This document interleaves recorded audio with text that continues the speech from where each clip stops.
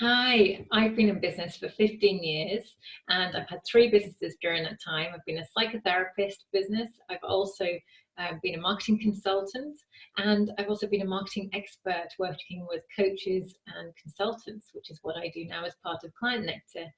And I want to share with you the five biggest learnings that I've had during my 15 years being self-employed.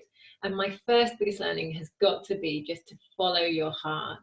What I find is that there can be ups and downs being self-employed. I think we all know that. But when you follow your heart and you have that deeper purpose and deeper reason for you doing the work you're doing, you have that kind of inner resource that helps you overcome any of the obstacles that come up, that keep you going when things are maybe more tricky, maybe not quite going your way.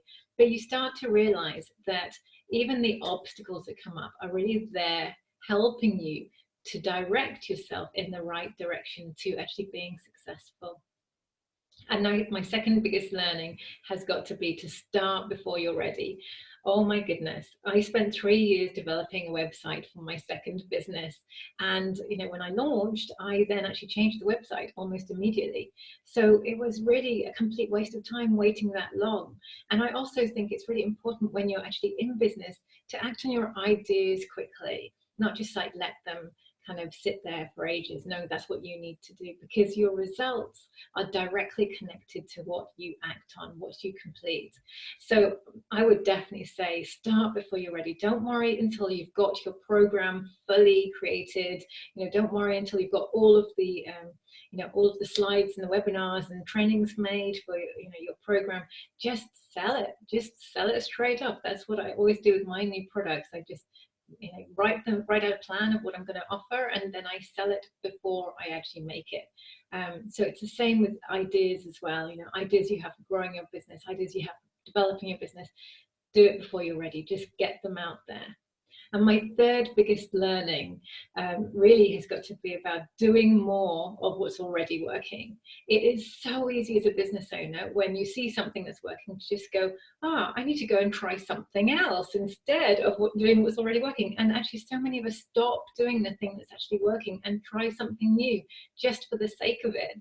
And this is particularly common when it comes to marketing approaches. And I find myself feeling as though, well, just because one social media platform's working really well for me, instead of thinking I'll just scale that up, I can easily get distracted into thinking, well, I need to learn a different social media platform and try and get that working for me as well.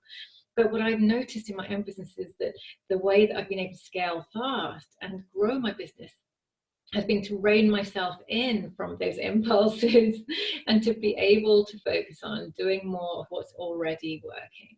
And of course, keeping it simple as well, not trying to launch a million products, but just having one main program that I offer, or a couple of main programs.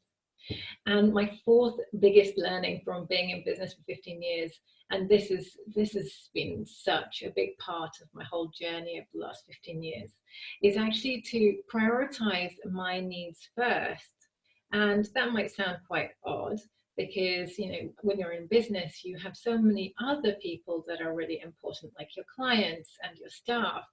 But actually, if you don't prioritize your needs first in terms of paying yourself a wage first, in terms of making space for you to look after your health and your physical needs, and to look after your mindset as well, if you don't make space for that, then actually everything else is going to fall apart. The business is not going to work as successfully as it could.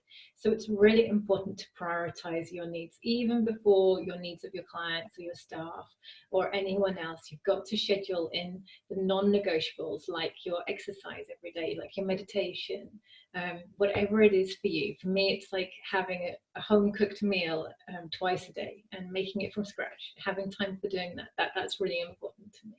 So prioritizing your needs. And my fifth biggest learning from being in business is definitely about mastering my money. So many entrepreneurs, and you may be connect to this as well, and I know so many entrepreneurs that are making multiple six figures, who don't actually know or track what's going on with their money. They don't have a system to see what's coming into the business each month, what's going out each month in expenses.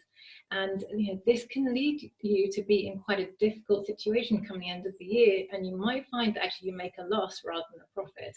Now, I've learned from experience, having gone way over the threshold for VAT in Ireland and having to retrospectively pay a lot of money in VAT, that it's really important to be on top of what your money is. It's really important to be on top of your tax obligations, and just to use a system like I use Profit First, where I basically am making sure that I know exactly what's coming into my business, I know what profit I want to make, and I know what profit I am making in the business, and I have a plan for that. I'm setting aside money every time income comes into the business or revenue comes in. I'm setting aside that money for all the tax liabilities. I'm setting aside money to pay myself, to pay my staff, to cover all the expenses, and to keep a profit on one side. And when you do that, it gives you a lot of freedom, because you're actually making a profit in your business and it's not left to chance, which means that you're getting that saying, right, which is, revenue is vanity, profit is sanity, and cash is king. And it's going to help you to grow your business and continue to be in business for a long, long time. So I hope you've enjoyed my 5 biggest learnings from being in business for 15 years. And I would love to hear from you. What have been your biggest learnings? It doesn't matter whether you've been in business a long time, maybe you've been in business for like 20 years, or maybe you've only been in business for 1 year. I'd like to hear from you. What have been your biggest learnings? Please, let me know what they are. Bye for now.